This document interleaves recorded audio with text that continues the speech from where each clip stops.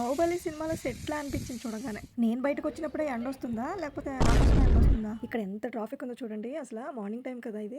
Hi! Hello అండి. అందరూ ఎలా ఉన్నారు? Welcome back to my channel.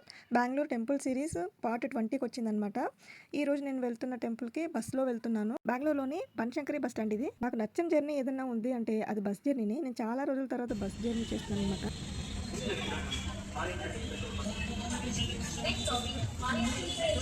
నేను నా ఫ్రెండ్ ఇద్దరం వెళ్తున్నాము. మేము ఉండే ఏరియా దగ్గర నుంచి బస్ జర్నీ వచ్చేసి 1 అవర్ ఉంటుందనమాట.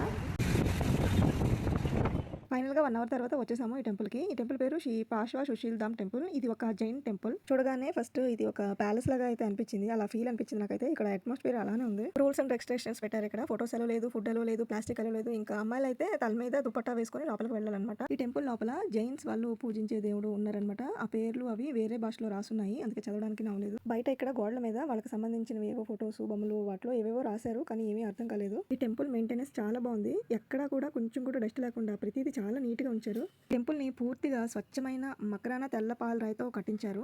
ఇంకో విశేషం ఏంటంటే ఐరన్, స్టీల్‌ని యూజ్ చేయకుండా కట్టించారంట. అప్పటి ట్రెడిషనల్ ఇంటర్లాకింగ్ టెక్నిక్స్‌తో కట్టారు. అందుకే ఈ టెంపుల్‌ని బెంగుళూరులో అందరూ కూడా వైట్ మార్బుల్ టెంపుల్ అని పిలుస్తారు. శ్రీ సుశీల్ కుమార్ జైన్ అనే ఆయన జ్ఞాపకార్థంగా సురానా ఫ్యామిలీస్ వాళ్ళు ఈ టెంపుల్‌ని నిర్మించారు. ఈ టెంపుల్‌ని ఎంత ఖర్చు పెట్టి కన్స్ట్రక్షన్ చేశారు అన్న విషయాన్ని అయితే పబ్లిసిటీ చేయలేదు. ఎన్నో ఇయర్స్‌ని ఫండ్స్ తీసుకున్న తర్వాత అవి ప్రైవేట్‌గానే డొనేషన్ చేశారు చాలామంది. అంటే వాళ్ళ ఫ్యామిలీ ఫ్రెండ్స్ గానీ, తెలిసిన వాళ్ళు గానీ అలా డొనేషన్ చేశారనమాట. అది ప్రైవేట్‌గానే పెట్టారు గానీ బయటకి చెప్పలేదు.